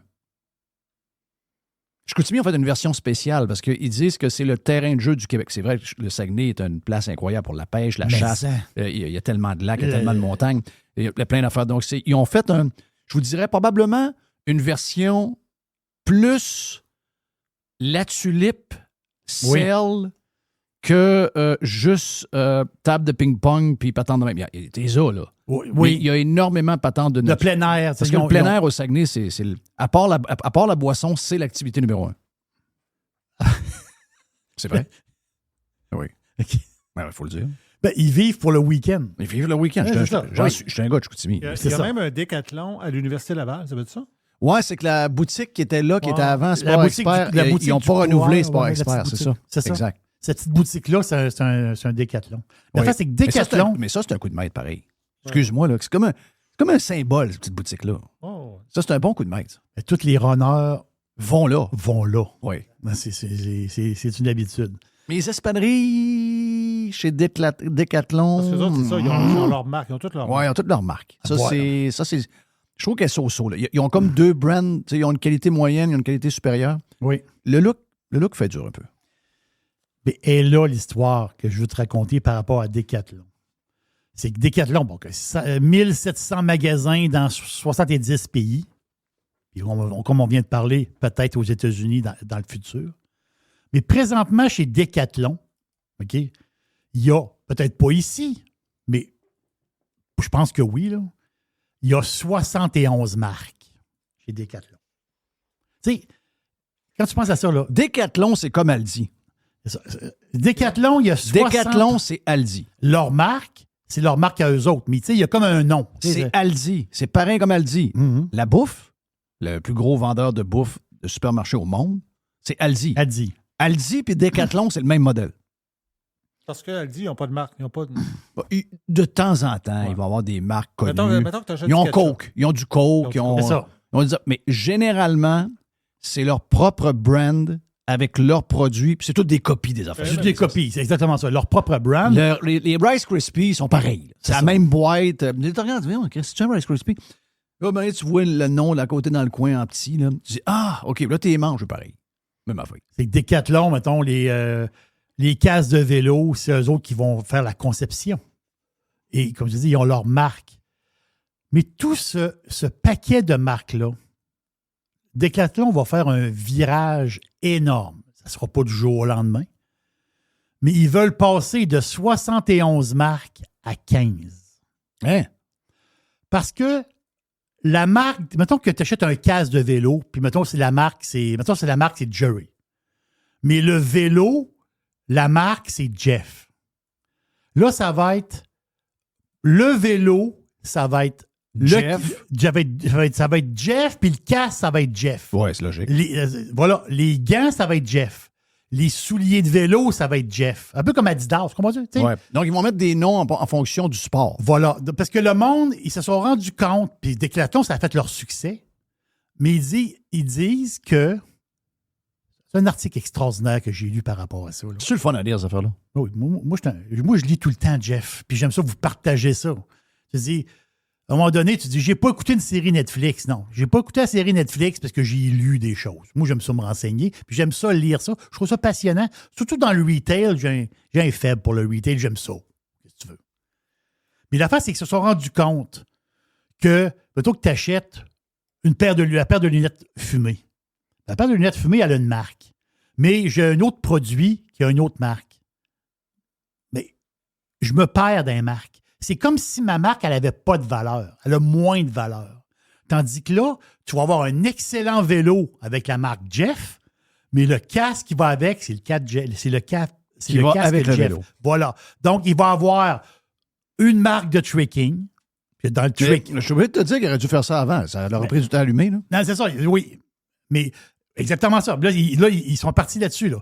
Les autres sont dans le trekking. On s'entend tous dans le trekking, tu as le sac à dos, tu as les espadrilles, tu as les... Ça, ils ont des prix incroyables là-dedans. Voilà. Vraiment. Donc, il va y avoir un brand pour le trekking, un brand pour le cyclisme, un brand de fitness, un brand de raquette. Donc, la raquette de tennis puis la raquette de badminton, ça va être le même brand. Donc, ils vont passer de 71 marques à 15 marques. C'est un plan, je pense, qui va durer sur 2-3 ans, une affaire de même. Puis Décathlon, par la suite, ils vont pouvoir promouvoir leur marque. Parce que quand tu vas voir une marque, mettons, tu dis, la marque Jeff, tu vas savoir exactement que Jeff veut dire, mettons, cyclisme. Tu sais, ça va venir automatique dans ta tête. OK, oui, je connais la marque Jeff, parce que la marque Jeff, c'est du cyclisme. C'est là qu'ils s'en vont. Puis c'est un des gros moves, parce que c'est français, ça, Décathlon. Puis eux autres, parce qu'ils ne sont pas à bourse. Décathlon, c'est une compagnie privée. Mais il paraît que avant de prendre cette décision-là, il paraît que ça a brossé dans la compagnie, parce que c'est une compagnie à succès. C'est énorme succès. Là. Mais là, tu changes quelque chose d'assez gros dans cette compagnie-là. Puis ils ont décidé de le faire. Donc, d'ici peut-être 2 ans, il va y avoir 15 marques maximum chez Decathlon. Thank you. Voilà pour la boîte de ce vendredi qui était une boîte à pizza. Le fun en tabarnak. C'est une boîte à pizza. Ben oui. On s'en va vers... on s'en va voir PO après. PO de Fire Barnes est avec nous autres. Il y a une petite boîte. Il y a une petite boîte. Il y a une petite boîte. Radio Pirate. Do you like it? Yeah! RadioPirate.com. Jeff Fillion. La recette pirate Fire Barnes du mois. Avec P.O. et Frank de Fire Barnes. Hey, ben Frank est pas là. Frank, il veut toujours aller voir son chum Babu, puis il veut plus être là que nous autres, donc on est avec P.O. C'est pas grave. Avec P.O., nous autres, on jase en masse. C'est ça, on fait un peu de recette à la fin. Oui. Les pirates, on avec va faire Frank, une recette. c'est plus la recette. C'est plus du... On vend de la bouffe. Avec P.O., on fait le tour de pas mal d'affaires. Puis on va en avoir une recette à la fin. Yes. Moi, ça se passe... as-tu des échos un peu des épiceries, de la business? Vu toi que tu nous as parlé l'autre fois de l'école de Beauce. Oui. Puis ton réseau de contacts que tu t'es fait. Donc là, maintenant, vous jasez un peu plus entre vous autres. Je vais te dire un peu ce qui m'inquiète.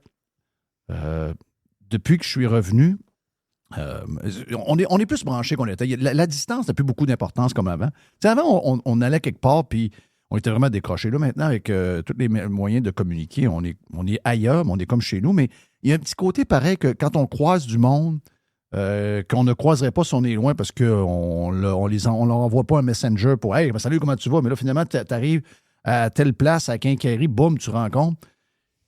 Ça parle beaucoup... C'est la différence entre où j'étais et depuis que je suis arrivé. Ici, ça parle beaucoup de temps difficiles. Les États-Unis vont...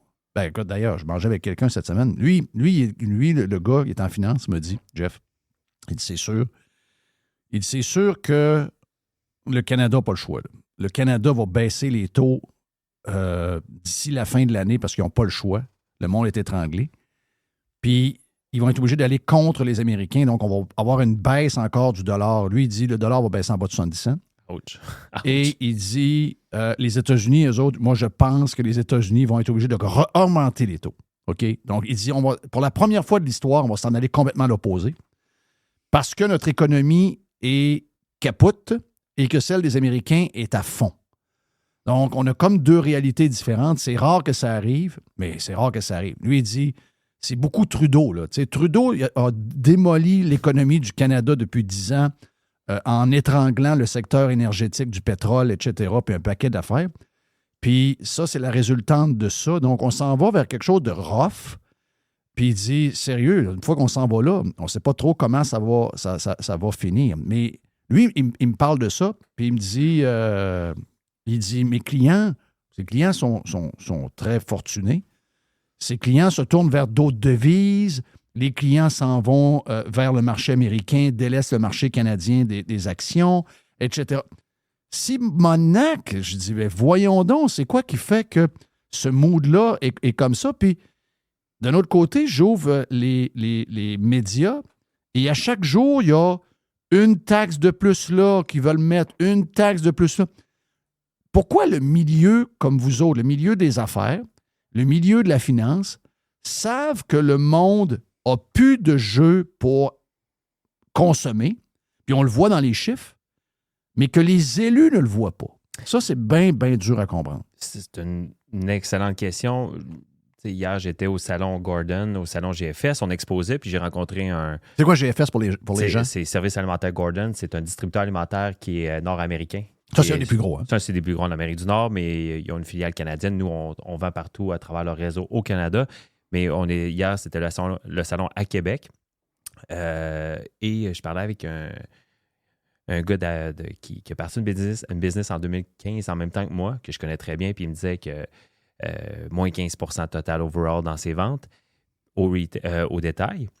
Puis Puis que lui, il parlait avec un de ses mentors qui est vraiment dans ce monde-là, mais bien beaucoup plus gros, qui lui il disait qu'il en a pour 1 an et demi encore. Il faut passer à travers de ça. Mais tu sais, si on regarde tous les facteurs macroéconomiques que tu as parlé, et ce qu'on entend, là, on va faire ça simple, puis je ne veux pas faire de politique. C'est pas mon but aujourd'hui, mais la grosse vague de renouvellement hypothécaire est en 2025. Donc, si ça continue comme ça, c'est sûr et certain que là, les gens ont beaucoup moins d'argent. Aujourd'hui, en 2025, ça va-tu être mieux? Ben, je crois pas. Stéphane Bruyère nous avertit depuis 1 an que 2025, s'il n'y a pas des changements de taux, puis c'est pas drôle, là, les taux ne sont pas élevés en passant. Là. Les taux sont juste à un taux normal. Ouais. 5, 5,5, 5, 3/4, c'est un taux normal. Et le monde n'est pas capable. Ma première hypothèque en 2002 était à 5. Oui. C'est ça que j'avais en 2002. Hey, quand j'ai acheté ma maison à Québec en 2000, j'étais content d'avoir une hypothèque à 7. Ben oui. Hein? C'est quelque chose, là. C'est des hypothèques on a eu à 14. Là. Mais non, mais en bas de 8, on tripait, là. En bas de 8, on disait c'est des bons taux, là. On ne se questionnait pas sur le taux. Mais là, en ce moment, les prix sont tellement fous que... on l'a oublié à un moment donné, parce que les taux très, très bas à 2 2,5 ça a duré pendant 10-12 ans? Quasiment. Bon. C'est pour ça que, dans la mémoire, c'est-à-dire ceux qui payent des hypothèques aujourd'hui, les autres, ils n'ont pas connu d'autre chose. Une chose ils étaient enfants quand les taux étaient élevés. Là. J'entendais mon père me dire ça, moi. Il dit quand je suis né en 82, je payais 17 ou 18 d'intérêt quand j'ai bâti la maison. Mais pour moi, c'est insensé de penser ça, qu'on pourrait payer 18 d'intérêt. Mais il y a une chose que Stéphane Bruyère dit, parce que j'écoute ses extraits, vous n'avez pas, quand il dit que vous n'avez pas le luxe de vous séparer. Oui. Quand il dit ça, juste cette phrase-là, c'est quand même assez intense. Ça veut dire que peu importe ce que tu vas faire, peu importe ce que tu gagnes, la situation que tu es, tu ne peux pas te séparer. Non. Quand tu penses à ça, c'est que... Si il te tombe ses nerfs ou si elle te tombe ses nerfs, tu es obligé de l'endurer. Mon point, c'est que moi, je vais ramener ça à la bouffe. Imagines-tu, si, exemple, tu n'as pas les moyens de te séparer et mettons que tu dois te séparer, qu'est-ce que tu vas acheter comme bouffe si tu n'as pas les moyens de te séparer? Ça, c'est mon point aussi. Moi, je dis, avant de perdre ta maison, OK, tu t'en vas à la banque, tu signes, tu fais écrire dessous. Là, tu te dis, là, mes paiements viennent de changer. Puis là, ça change une partie de ma vie. Moi, je te dis que le monde, ils vont manger des ramen. Puis ils vont toffer à la corde pour pas perdre le maison. Oui, mais effectivement, tu allais le dire. Avec la sauce Fireburns, des ramen, c'est bon. C'est bon en crème. Voilà! Et ça tombe à la goutte. Donc, t'en as quand même longtemps. Ben oui, ça donne un petit torque à ton ramen. Ton amortissement de ta bouteille, mettons, à 5 $, à 6 $, est quand même rentable. Quand tu checkes ça à la goutte, là, c'est rentable. Une bouteille à 5-6 piastres, c'est quand tu regardes le nombre de fois que tu l'utilises, ça revient pas cher de la fois. Ben, si tu en mets à toutes tes... Parce que, tu sais, du steak, tu n'en manges pas à tous les jours. Hein, j'aimerais ça, moi. Moi aussi, j'aimerais ça. Mais c'est ça. Mais de la sauce, ce qui est intéressant et ce qui est le fun, c'est que tu peux en manger à tous les jours. Un peu. Ouais. Oui. Puis ça te crée du plaisir. Exact. Fait que ça relève ta bouffe, peu importe ce que c'est, des ramen ou du brocoli, du riz, peu importe, tu peux en mettre tout le temps un peu. Fait que c'est ça qui est le fun. Puis pour revenir au prix, j'ai fait le pari au début, quand on a fait le début de l'année, nous, notre meeting d'équipe. Puis j'ai dit, cette année, je fais le statement qu'on n'augmente pas les prix. Oui. Ouf. C'est gros, ça. C'est très un gros gros ça. statement. Ouais. Je me suis mis au bat. Tout monte. Tout monte. J'ai des cheveux blancs, c'est pas pour rien. Ouais. Mon pouce qui change de brun à blanc là, très rapidement. Je garde ce statement-là, mais je me fais challenger beaucoup avec les comités de direction parce que c'est rough. Là. Ouais. Ça monte, tout monte, puis je comprends pas pourquoi tout monte encore. Tout le monde encore, hein? C'est fou. C'est pénurie de tomates. OK? Pénurie de tomates. Ah! OK. Oui. Pourquoi? Oui. Pourquoi que la pénurie de tomates? Pas de porte de tomates. Ouais. Ça va aller en juin. OK. OK? Mais pourquoi pas de porte de tomates? Pourquoi pas de tomates? On a de la misère à comprendre, hein? Qu'est-ce qui se passe? Il y a beaucoup de producteurs en Californie, de la tomate. Pourquoi d'une pénurie, apparemment, de jalapeno pour pas de sriracha? Oui. pourquoi tout ça arrive? T'sais, pourquoi tout le temps il y a eu des...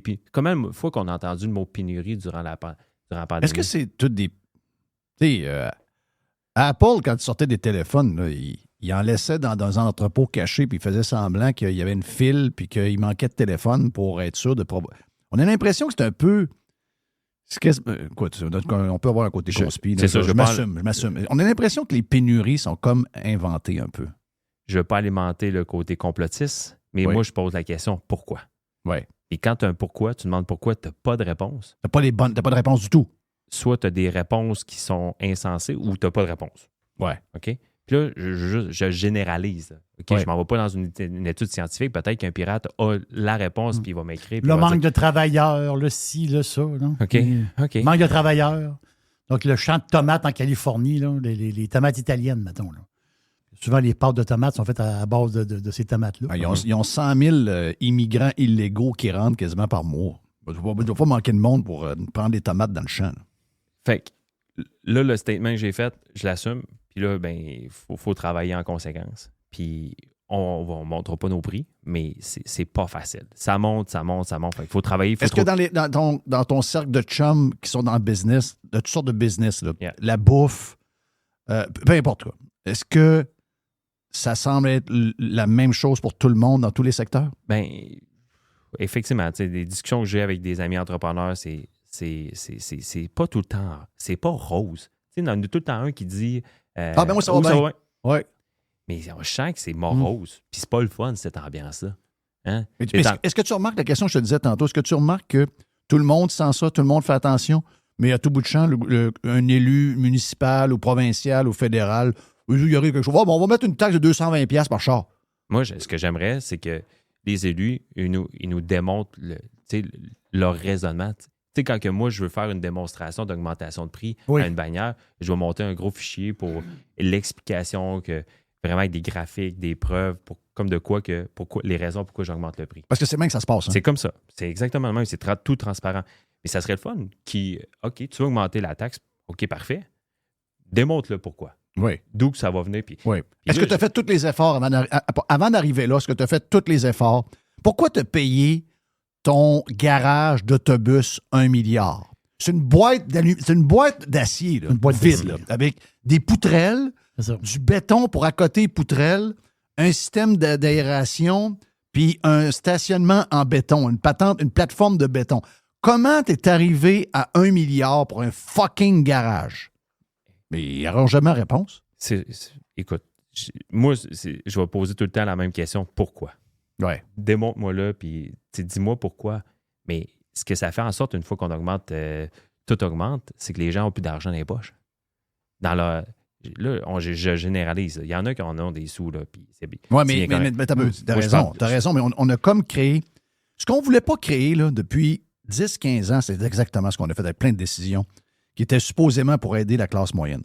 Mais on a scrappé la classe moyenne et il y a une quantité de gens qui n'est pas grosse, qui est peut-être 10% des gens, beaucoup de gens qui travaillent au gouvernement en passant, 10-15% des gens qui sont capables d'avaler ces montées de prix-là, l'inflation, etc. Mais toutes les autres deviennent à chaque jour de plus en plus pauvres. Et c'est la masse.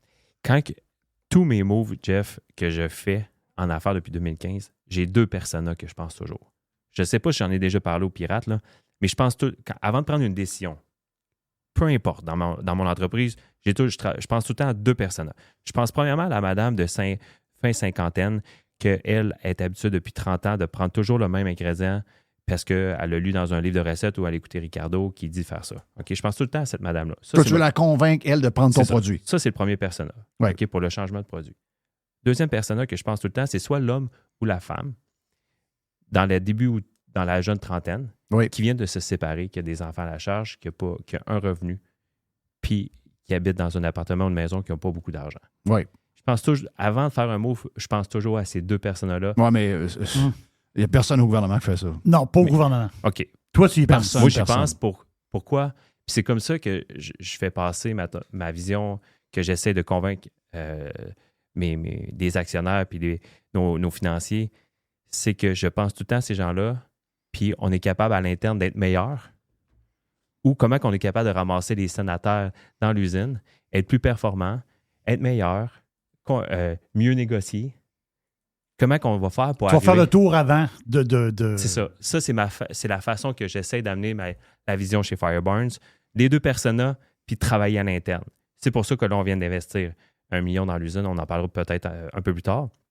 Pour la performance, faire plus de sauce, être plus performant.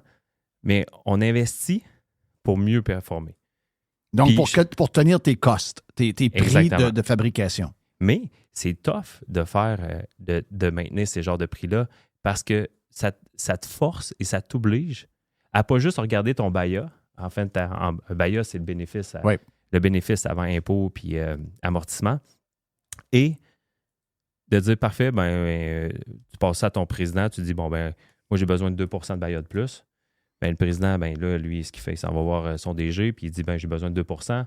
Fait que là, on passe des augmentations de 6 % pour arriver aux 2 % à la fin de l'année. C'est comme ça que ça se passe dans les entreprises.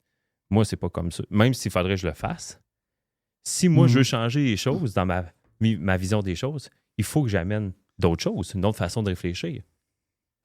Oui. Mais il y en a, excuse-moi, Jerry, il y a beaucoup de gens comme ça. Mais à l'inverse, puis c'est toi qui m'as envoyé ça, Jerry. Tu m'as envoyé un des gros... je pense qu'il y a 18 McDo dans la région de Los Angeles. Oui. Ils ont des McDo depuis, ça fait 50 ans dans la famille. Leur objectif est d'en avoir encore pendant 50 ans. Mais avec l'augmentation du salaire minimum à 20 $ de l'heure imposé par le gouvernement de la Californie au fast-food, il dit... on est vraiment, vraiment, vraiment challengé. McDo, là, OK? C'est McDo. Il dit, le payeur n'est plus capable de prendre aucune augmentation. Donc, il faut que je fasse des miracles. Mais ça, là, pendant longtemps, beaucoup d'industries pensaient, moi, je vais monter les prix. Tu sais, très facile, sans se questionner. Est-ce que dans tes chums, il y a beaucoup de monde qui pensent de même ou, à l'inverse, il y en a beaucoup qui ont pris la solution facile. On augmente de 3 % les prix, on augmente de 5 % les prix. Je pense que ça dépend des secteurs d'activité. Il y en a qui travaillent peut-être plus dans des industries qui peuvent pas... c'est facile de... pas facile, parce qu'il n'y a rien de facile, là, mais c'est de passer des augmentations, mais la majorité des gens, ils voient aussi leur chiffre baisser. Là.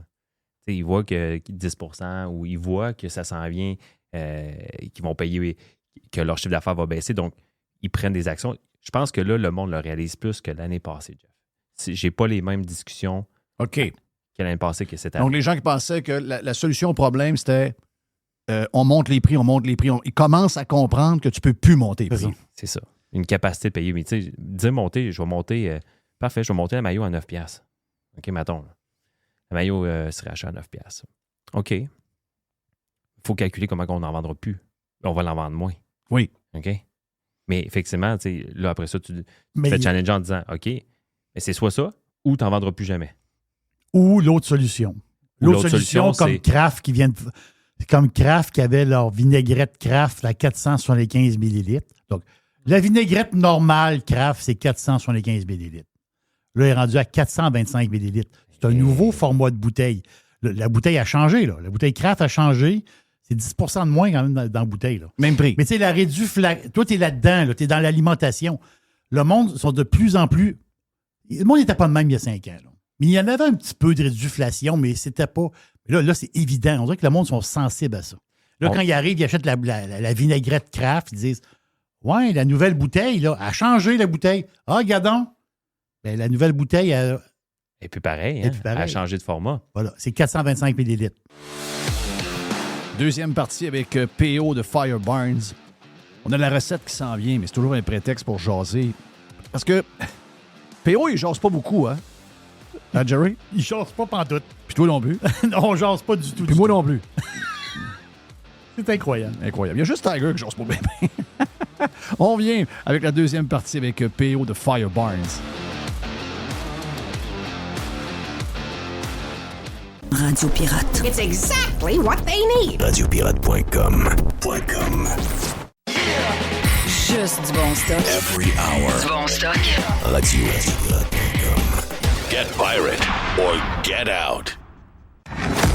OK, partie numéro 2 avec PO de Fire Barnes en ce vendredi sur Radio Pirate Live. Mais tu sais Jerry... Qu'est-ce que tu penses de ça, la réduflation? À un moment donné, d'un bar, c'est le prix, de l'autre bar, c'est la quantité. Là, c'est de la bouffe. Tu es dans la bouffe. Sais-tu qu'est-ce que nous, on va faire? Je vais répondre à ta question, mais sais-tu qu'est-ce que nous, on va faire? C'est qu'avant, tu sais, quand on a acheté des bouteilles, c'était marqué 350 ml dans la feuille, puis nous, on pensait que c'était ça qu'on mettait dedans. Puis, tu sais, au début, tu n'as pas de contrôle qualité. Mais depuis qu'on a instauré un contrôle qualité puis on a plus de normes, on s'est rendu que c'est pas 350 ml qu'on met dans les sauces, c'est 370 ml qu'on met dans nos sauces barbecue. Mais on ne le marque pas sur l'étiquette. Parce qu'il y a le 250, il est au col. Mais nous, on en met jusqu'au bout du col. Oh, je comprends. OK? La sauce piquante, c'est la même affaire. Oui. Donc, nous, on est plus en train de regarder qu'on va ajuster les vraies quantités. Fait qu'on va augmenter probablement nos quantités. Mais ce que je pense de ça, c'est que je comprends que le consommateur ait une capacité de payer. Donc, c'est sûr et certain que il y a tout le temps un point névralgique d'achat. Moi, le 4,99 à 5,1, il y a une grosse barrière psychologique. 5 $ est un gros frein quand tu passes ton produit de 4,99 à 5,25, par exemple. Si on dirait que 4,99, c'est plus proche de 0. 5, on dirait que c'est 9,99. Oui, tout à fait d'accord avec toi. Mentalement, on dirait que c'est ça. Ben, j'avais quelqu'un dans le temps qui était à la limite du trio fast-food burger qui m'a dit, là, on est à 9,99 plus taxes. Et je sais que quand on sera à 11, à 10 et 49, que je vais perdre entre 5 et 10 % de mes clients. Mais il dit, on n'aura pas le choix à un moment donné. C'est ça. Mais ça, c'est arrivé là, depuis ce temps-là? Ça, c'est arrivé, mais il n'a pris conscience de ça. Oui, il savait. Il savait. C'est ça. Mais je pense que pour le consommateur, pour son portefeuille, OK, il en achète moins. Mais aussi peut-être qu'il en perd moins aussi, Jerry.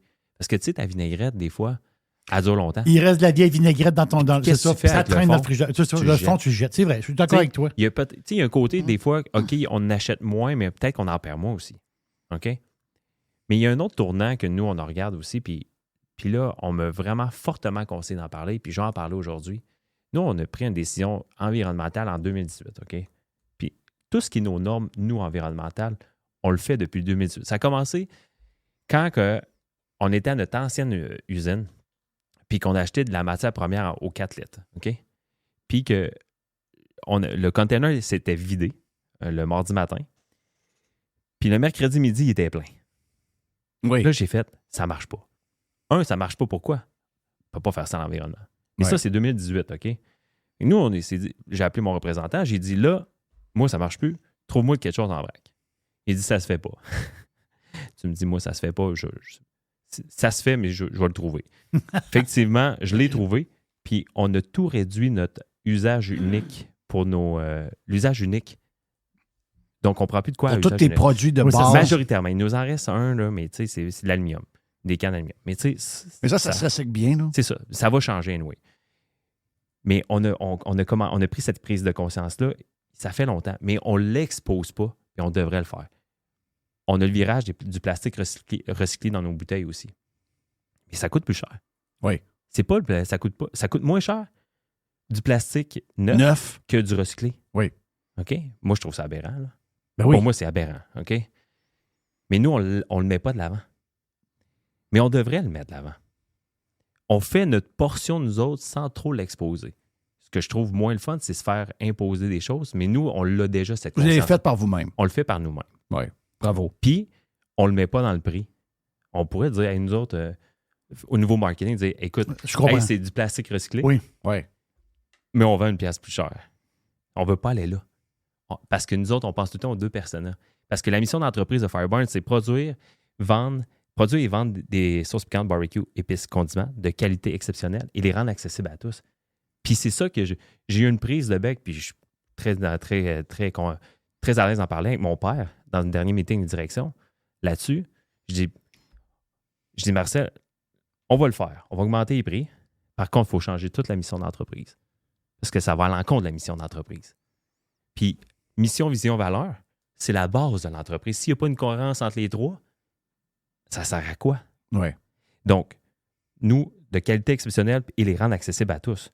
Donc, qualité de faire un produit de qualité exceptionnelle à un prix accessible pour que tout le monde puisse Avec l'acheter. le moins de stock, avec de noms bizarres sur l'étiquette, ça a toujours été important pour Mais nous là, autres. dans le contexte inflationniste, notre mission versus le marché, on se fait puncher des deux bords. C'est sûr. Ouais. Puis, ça rend tout le monde plus stressé. Mais il faut trouver le fun là-dedans quand même à faire de la business. Puis on continue à essayer de vendre, à vendre de la sauce barbecue. Quel défi, pareil. Non, parce que tu parles de qualité, là, justement. Mais tu sais, à petite échelle, à micro-échelle, je vais prendre l'exemple d'une pizzeria à Charlebourg qui est fermée. Le père, moi, lui, là, il voulait rien savoir de changer les recettes. Il voulait rien savoir. Le prix du bacon montait. Les pétoncles montaient. Les ci, les ça. Non, il dit, moi, ma pizza aux fruits de mer est de même. Il y a tant de pétoncles dessus. Il y a tant... Mais tu sais, à un moment donné, tu te fais squeezer. Je comprends très bien ta situation. Puis tu as la qualité aussi. Je vais te donner un exemple. Tu as des gros pétoncles. Les gros pétoncles plus chers que des petits. Tu sais, des petites garnottes. Là, okay? On aurait pu dire, nous autres... Guimauve. On aurait pu dire, à place de mettre des gros pétoncles, on va mettre des petits à la place. Tu as la même quantité de chair de pétoncle, mais tu n'as pas la même pétoncle. Mais on n'a pas voulu. Tu sais, dans ton cas à toi, mettons l'huile. Tu dis, OK, moi, c'est une huile d'olive, ou c'est une huile, telle affaire. Ou mettons ton vinaigre, justement, ton vinaigre de cidre. On pourrait changer le vinaigre de cidre pour mettre un autre vinaigre. Tu sais, là, tu joues dans ta qualité, tu joues dans ton produit. Tu as la quantité, réduflation, puis en réalité, tu as le produit en tant que tel. Moi, je pense qu'il ne faut jamais que tu touches à ton produit. Non. Jamais tu joues dans le produit. Tu sais, ma sauce que j'achète, là, Fireburns, puis que j'adore, là. Mais ma sauce, là, c'est la qualité, c'est les mêmes ingrédients, puis c'est la même qualité de sauce en tant que telle. Ça, je pense que c'est la base de la bouffe, c'est le produit. C'est le produit. Exactement. Puis, je pense tout le temps, puis ça vient tout le temps me chercher, les gens ont le droit de manger. Puis c'est ça, on dirait que, tu sais, intérieurement, on a tout le temps une mission de business. Oui. Puis moi, ça vient me chercher. Les gens ont le droit de manger. Puis pourquoi trop tout augmenter tout le temps? Oui. Tu sais, à un moment donné... Oui. Puis les habitudes du monde aussi. Je te rajoute quelque chose. Moi, je trouve que les gens regardent plus les ingrédients qu'avant. Oh, oui. Ben oui. Fait que si tu fais une modification dans tes ingrédients... Oui, mais t'as peu. Ça, c'est vrai. J'ai de quoi de bon à vous compter. C'est vrai, mais comme P.O. dit, c'est vrai quand ça va. Mais quand ça va pas, tu regardes moins. Je comprends. Ben oui. Tu te nourris plus mal. Ben, c'est sûr. Puis là, vous savez qu'en 2026, en janvier 2026, l'étiquetage change au Canada. Oui. OK? On s'en va vers un peu comme les paquets de cigarettes. OK. Sur l'étiquetage. Et ce ne sont pas des images comme les cigarettes, mais je veux dire que la proportion d'écriture versus le visuel va changer. Donc, tous les produits qui ont un pourcentage de sel de sucre plus élevé que 30% au 30 ml, je pense, ben, il va y avoir une indication en avant de ton étiquette. OK. Donc, si, exemple, tu dépasses 30 ml... une notice. Là, une notice. Donc, ça va prendre un certain pourcentage le devant de ton branding. OK. Wow. Ce que ça fait actuellement, c'est que toutes les grosses entreprises, depuis longtemps, je pense que ça a sorti en 2022, là, travaillent sur refaire toutes leurs recettes pour ne pas arriver à ça. Okay. Parce que le monde ne veut pas mettre sur le devant de ton étiquette. Que tu es une bébête à sucre et tu ne sais pas. C'est ça. Ben oui. Parce que ça va être affiché. Janvier 2026. OK. Ça débarque. Il va falloir que ton stock soit affiché comme ça. Donc, même nous autres, là, on travaille actuellement là-dessus. Donc, c'est quoi? Ils veulent enlever les sucres comme la patente de maïs et les affaires de même? Là? Pas nécessairement, c'est le gramme au sucre. Donc, si c'est même pas la qualité du produit que tu mets. C'est vraiment... OK. Donc, ouais. Et ce qui est quand même très ironique là-dedans, il y a un segment de l'alimentaire qui ne sera pas affecté, qui ne sont pas obligés de faire ça. Qui? Les chips. Les chips? Mm-hmm. Pourquoi? J'ai aucune idée. OK. Les chips ne seront pas obligés de... Ben là, les chips, c'est marqué, il y a une grosse salière sur le dessus. Mais je veux parler de l'affichage. Donc, c'est vraiment c'est vraiment une norme. Là. On a reçu du gouvernement. Le lobbying de Pepsi ou quoi? Peu importe, mais je ne veux pas faire. Je ne veux pas me faire d'ennemis. C'est pas ça, c'est juste que il y a certains segments du marché qui ne seront pas obligés de le faire, mais d'autres, oui. Ça, c'est bizarre, ça. Comme nous autres, c'est exemple.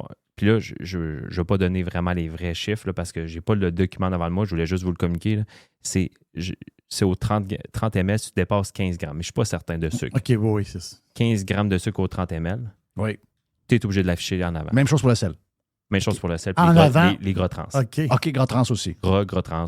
Pas à l'arrière de la bouteille. En avant. En avant de la bouteille. Ça change tout le branding de toutes les entreprises. Mais, hein? Donc, c'est pour ça que les entreprises travaillent pour trouver des solutions pour faire baisser leur sucre. Tu sais, somme toute, c'est pas mauvais. C'est parce que ça te force. Je vais y aller à deux volets. C'est pas mauvais pour les consommateurs parce que ça force les entreprises à trouver des nouvelles solutions, des nouvelles. Puis ça va faire développer probablement trouver des nouvelles recherches, des nouveaux sucres ou plus santé. Peu importe. Là, je dis peut-être n'importe quoi, là, mais ça va forcer les entreprises à revoir leurs recettes parce qu'ils vont changer leurs recettes, mais ils veulent rester quand même pareil, au même goût. C'est ça. C'est le défi, là. C'est le défi. Moi, je pense aux petites entreprises qui vont commencer. Je pense à eux autres. Comme moi, en 2015, si j'avais eu ça. Comment t'es tout seul? Je comprends. Comment je fais pour répondre à toutes ces normes-là? Comment je fais pour tout savoir ça? Oui. Là, maintenant, financièrement, tu es capable de payer tous ces services-là pour savoir. Mais quand tu pars, tu peux pas, là. C'est impossible. Donc, c'est sûr que tu as la loi de l'étiquetage. Donc, ça va juste concentrer l'économie de la bouffe des mains des gros joueurs. Ou que tu vas commencer avec, il va falloir que tu ailles chercher du gros cash money ou bien du love money ou peu importe. Juste pour te partir, puis partir du bon... Puis l'innovation, c'est sûr que ça va forcer des gens à innover. C'est ça que je trouve quand même beau de ce move-là. Puis c'est bon pour nous autres parce qu'on s'entend que le sucre gras puis le sel, c'est pas super bon pour la santé. Non, mais c'est ça. C'est bon pour le monde. Mais en plus, dans ta business, toi, justement, tu travailles déjà là-dessus, avoir des produits de qualité, etc. C'est la base, comme tu me dis, c'est les valeurs de l'entreprise. Mais il y a une maudite gang, il va falloir que ça s'adapte. C'est clair. C'est clair. Puis je regarde ça parce qu'on peut jaser pendant 2 heures de temps, mais là, on est rendu à la recette. 30 minutes. C'est incroyable. Je n'ai pas vu ça passer. Ben non, mais c'est parce que... tu l'as dit, tu vas faire une conférence la semaine prochaine. Oh! Puis tu as une conférence... on peut-tu dire ça? On peut le dire. Mardi, oui. Mardi, puis ton défi, ça va être le temps. Ça va être le temps. tu peux jaser toute la journée, toi, là. C'est toujours ton défi. Non, mais PO, t'es très bon. Moi, j'adore quand tu viens. C'est vraiment fin. Passionnant. Ben oui, moi, j'adore jaser avec toi. Mais c'est des sujets... Ce que j'aime beaucoup écouter de podcasts de Radio Pirate, c'est que ça te fait voir une autre façon plus rationnelle certains points de l'économie. Puis est-ce que vous en parlez beaucoup? Là? Oui. Puis c'est le fun de... Mais quand tu m'appelles, là, des fois, pour jaser... D'abord, il m'appelle toujours à la même heure. C'est quand il finit sa journée. Ben, il est au bureau, puis les employés sont partis, donc il y a du temps. 5h30, là, PO m'appelle. On fait quasiment un podcast. Là. OK. On ne peut pas le publier. Hey, on a fait un cette semaine, non? On ne peut pas le publier. Non, on peut pas. Il serait écouté, en tout cas, celui-là. Ce serait très bon. On peut pas. Écoute, on sait ça. Frank est bon. Frank nous a fait des pâtes carbonara épicées avec, bien sûr, les sauces piquantes de Fire Barnes. Scotch Bonnet, celle-là. Scotch Bonnet. C'est rare qu'on en parle de celle-là. Puis c'est pas vrai, là, c'est un secret très bien gardé à Scotch Bonnet. 6 sur 10 sur l'échelle, puis il n'y a pas de scotch à l'intérieur. Quand on dit 6 sur 10, c'est la quantité de piquant. Le niveau de sauce. L'échelle de piquant. L'échelle Fire Barnes. Exactement. Puis Scotch Bonnet, là, c'est une sorte de piment. Donc, c'est un piment jaune. Il y a plusieurs variétés du Scotch Bonnet. Nous, on utilise Scotch Bonnet. Il est jaune, il est bon. C'est très fruité. Hein. Moi, du Scotch Bonnet, là, avec Patrice Plante, là, Patrice Plante, il avait fait un cocktail à l'atelier. Il appelait ça le Jack Sparrow. Là. Il faisait une mousse avec du Coca-Cola, là, avec la Scotch Bonnet à l'intérieur. Ah, sacrifice que c'était bon. Bref. Parce qu'il y a le jus de citron dans la sauce. Aussi, exactement. Puis le piment, là, il est fruité. Oui, il est fruité, il est bon. Puis même, vous pouvez l'essayer là, dans tout ce qui est... Si vous faites des smoothies là, avec des fruits, là, mettez du Scotch Bonnet, c'est écœurant. Boire épicé, c'est super bon pour la santé. Bref. Et là, Frank a vu qu'il faisait froid là, dans la semaine. Le mois d'avril, c'est un mois, mois bizarre. C'est un mois bizarre. Oui. C'est ça, bipolaire, un petit peu le mois. Donc, Monsieur, madame. Le mois d'avril, moi, monsieur, madame. Puis Frank a dit, on va se faire des bonnes pâtes carbonara. Mais tu sais, on parlait de santé. Pâtes carbonara, là, faut pas que tu en manges à tous les soirs. Là. Non, ben moi, surtout, là, mon régime, mais c'est très bon. Là. C'est parce que c'est ça. C'est réconfortant quand tu fais froid, c'est ça. Là. Mais non, puis surtout, l'image que vous avez avec full parmesan, regarde, ça me donne... j'ai faim, là. J'ai faim. Plus, le bacon. Du bacon. Oui. Hein? Du bon bacon. Oui, bon bacon. 3 œufs, une tasse de parmesan râpé, 2 cuillères à thé de poivre moulu, 5 à 6 gouttes de scotch bonnet. Mais là, les pirates, vous savez, vous en mettez... Tu mets la quantité que tu veux. Que tu veux, c'est toi qui décides. Moi, je mets la moitié de la bouteille. Ça, c'est extrême. Je suis pas surpris, on dirait. C'est tout extrême. Oui. 5 tranches de bacon tranché épais, ça c'est important. Tranché épais.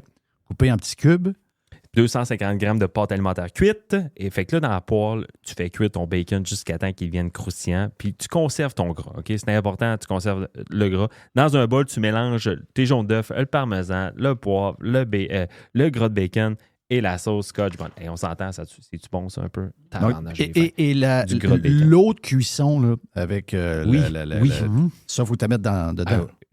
Peu importe, tu fais du spag, là. Tu gardes ton eau de cuisson, puis tu mets ton eau de cuisson dans ta sauce à spag après. Là. Ah, sacré. C'est ça qui est pincé à patente. C'est ça, c'est bon. Exactement. Puis dans la même poêle que tu as utilisé pour le bacon, tu mélanges tes pâtes, l'eau de cuisson. Parce que le gras de bacon est extraordinaire, donne le goût. Ah, c'est capoté. Flavor. T'as-tu faim, Jerry? Arrête. Jerry, je sais pas, chaque fois que je parle de bouffe. Puis le bacon, puis la sauce, tu sers ça.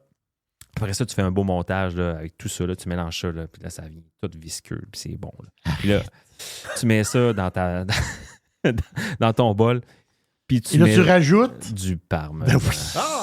T'en mets comme tu veux. Puis ça te fait la recette pirate de la semaine. Des pâtes carbonara épicées. Fire Barnes. Fait que, les gars, je pense que là, pour le week-end. Midi, vous mangez quoi, hein, d'ailleurs? Parce qu'il est proche midi, on tourne. Nous autres, on va... moi, je mange la salade.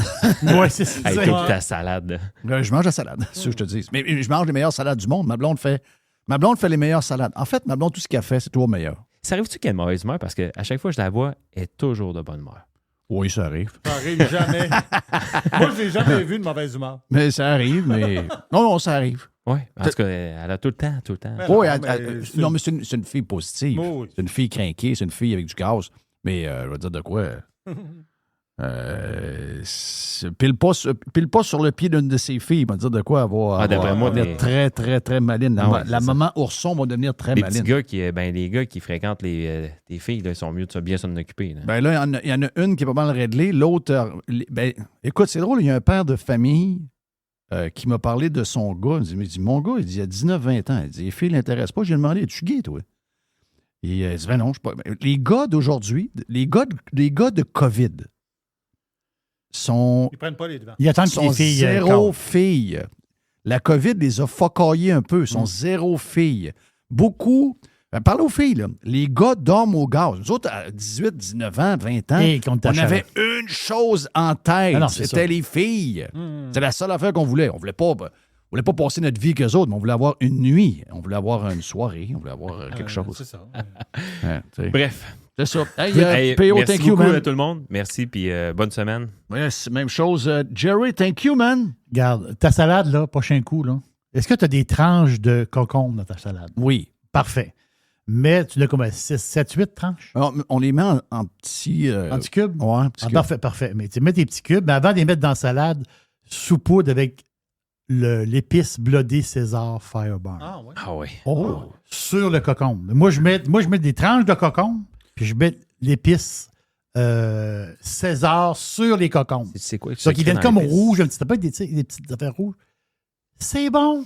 Tu sais quoi le secret de l'épice? Moi, le dire aux pirates. C'est que dans cette épice-là... Puis il y a des gros copeaux. Oui, c'est ça. Les copeaux, là, c'est parce que quand on fait de l'extrait, on extrait certaines choses de la sauce sriracha, on déshydrate la pâte, on broie ça, puis on met ça dans l'épice. Wow!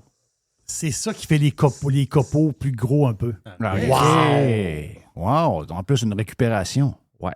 On jette rien chez Fireburns. Ça, c'est bon. Mais c'est ça le secret. C'est pour ça qu'elle est bonne, ces pistes-là. Voilà. C'était PO de Fireburns avec la recette. C'est fait. Là-dessus, comme on dirait l'autre, bon lunch. La recette pirate Fireburns du mois. Avec PO et Frank de Fireburns.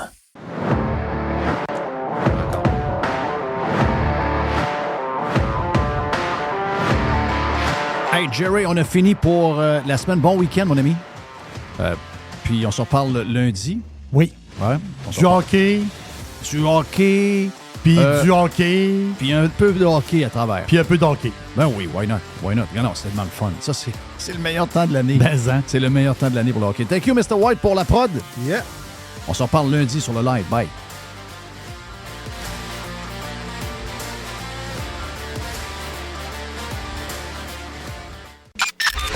Listen, radiopirate.com, Radio Pirate.